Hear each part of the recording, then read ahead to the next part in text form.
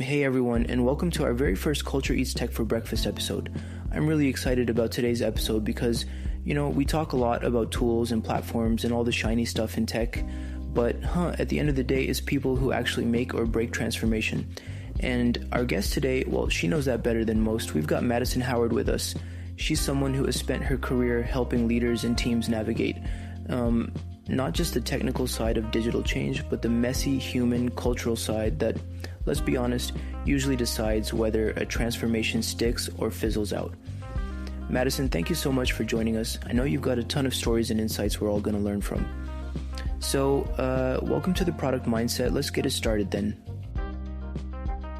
Thanks for having me. I'm excited to be here, and I'm really looking forward to this conversation. So, Madison, why do so many digital transformations fail due to cultural resistance, not technical limits? I think it comes down to something very human. We don't fear the technology itself, we fear what it means for us. Will this still replace my role? Will I still be valued? Or is this just another management experience that will fizzle out in like 6 months?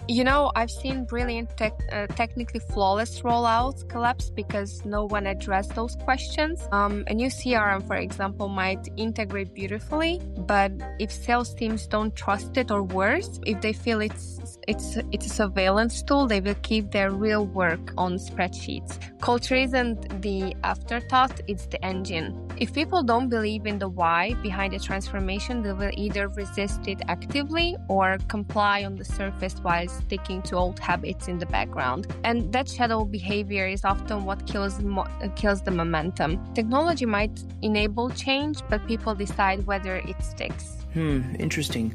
What signals show that an organization is ready or not ready for digital transformation? A huge signal is language. If leaders are still talking about transformation as the IT project, that's a red flag. It shows the initiative is being siloed. Readiness shows up when cross-functional teams are asking bigger questions.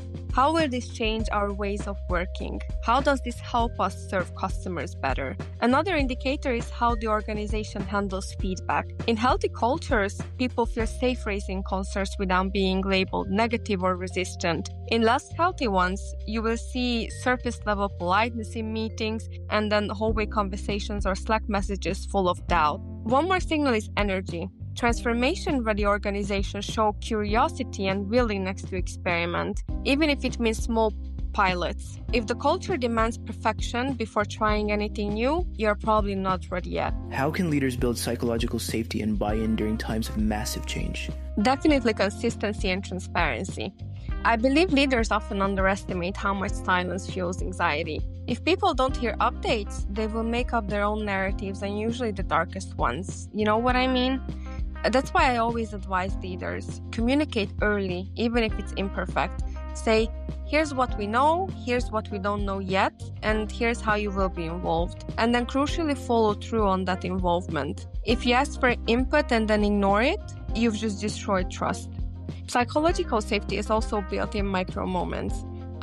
Think of a leader who pauses a meeting to thank someone for raising a dope question. That single action sends a powerful message. It's safe to speak up here. Those moments, repeated consistently, create the foundation for buy-in. What training or upskilling frameworks have you seen work well during transformation?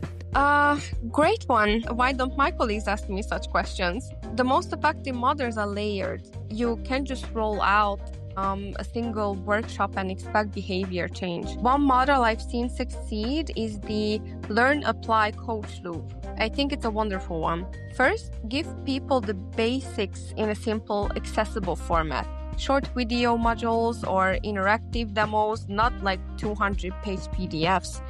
Here, I just want to scream and say, don't send 200, 300-page PDFs, please, especially to Zoomers.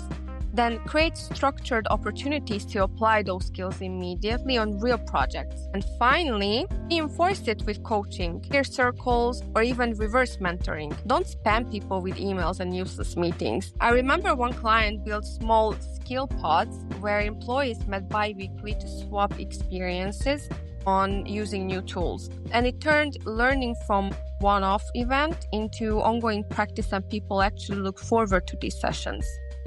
How do you bring non-technical teams into the transformation journey? by showing them that transformation isn't about the tool, it's about how they work.